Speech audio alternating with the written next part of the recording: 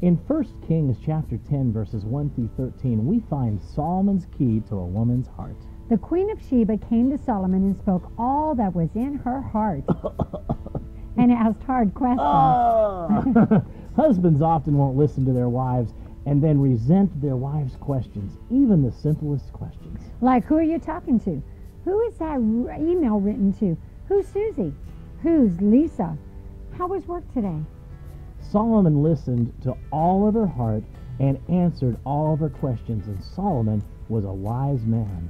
She then praised him after he listened to her heart and answered all her questions. It's not hard, men, to help your wife to be a happy wife. Just listen to her heart and answer all of her questions. Don't tell her to leave you alone. Don't tell her to back off. Don't tell her to give you some space. Be accountable to your wife. That's why God gave her to you.